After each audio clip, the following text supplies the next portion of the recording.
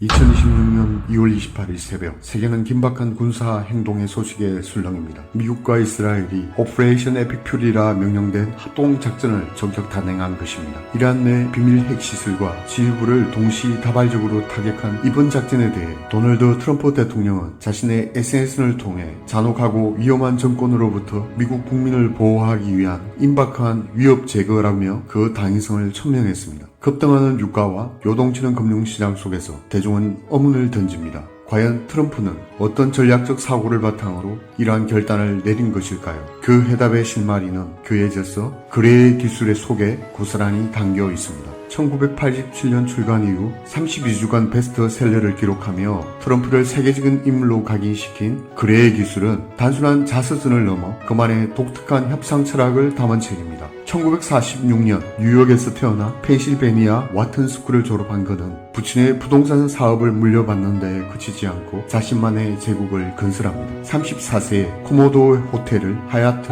호텔로 탈바꿈시키며 막대한 차익을 실현하고 뉴욕의 랜드마크인 68층 트럼프 타워를 세우기까지 그의 행보를 관통하는 원칙은 언제나 명확했습니다. 그 목표를 높게 잡고 전진의 전진을 거듭하는 것, 바로 그것입니다. 트럼프 대통령은 남이 만든 그럴듯한 보고서보다 직접 발로 뛰는 현장 조사를 신뢰합니다. 그는 협상의 수위를 정하기 위해 상대가 무엇을 원하는지 먼저 파악하고 이를 활용하는 지렛대 원리를 철저히 이용합니다. 나를 이용하거나 부당하게 대하는 자에게는 치열하게 대항한다는 그의 신념은 이번 이란에 대한 군사적 대응에서도 고스란히 드러났습니다. 그는 적에게는 단호하게 능력 있는 인재라면 과거의 대립에 상관없이 과감히 기용하는 실용주의적 면모도 함께 지니고 있었습니다. 그가 강조하는 또 하나의 원칙은 이른바 청소력입니다. 단돈 $5를 들여 살을 닦으면 $400를 더 받을 수 있다는 그의 논리는 부동산을 넘어 국가 경영과 외교에도 그대로 투영됩니다. 그 모습을 정비하고 가치를 극대화하여 협상 테이블에서 유리한 위치를 선점하는 방식입니다. 동전 한 푼을 아껴야 지폐가 된다는 부친의 가르침을 경제관념의 기초로 삼으면서도 정작 돈 그 자체보다는 성공이라는 결과를 향해 움직이는 그의 성향을 잘 보여주는 대목입니다. 트럼프 대통령 인생의 중대한 변곡점 중 하나는 뉴욕 최상류층의 사교 모임인 레 클럽 가입이었습니다. 직접 회장을 만나 가입을 승인받은 그는 그곳에서 만난 전 세계 거부들을 자신의 고객이자 우군으로 만들었고, 이러한 네트워크 활용 능력과 미국을 다시 위대하게 라는 슬로건은 그를 제45대에 이어 제47대 대통령의 자리에 다시 올리는 원동력이 되었던 것입니다. 2025년 들어 다양성, 형평성, 포용성이라는 가치를 사실상 근기호로 올릴 만큼 자국 우선주의와 전통적 가치를 수호하려는 그의 행보는 결국 가장 강력한 미국이라는 최고의 결과물을 만들기 위한 그만의 글의 방식이라 할 수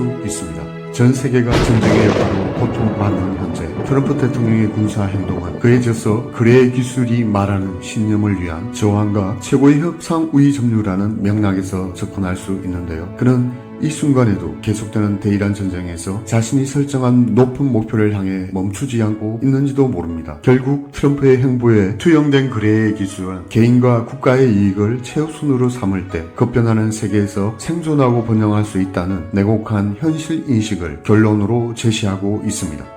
그러나 성경은 우리에게 이보다 더 포괄적이고 근본적인 질문을 던집니다. 과연 이 세상의 진정한 주인은 누구인가? 성경이 강조하는 핵심은 인류가 단순히 개인과 집단의 성과물에 매몰되는 것을 경계하고 그레의 성패를 넘어서는 영원한 진리를 갈구하라는 것입니다. 성경이 전하는 진정한 그레의 기술은 세상의 방식과는 전혀 다릅니다.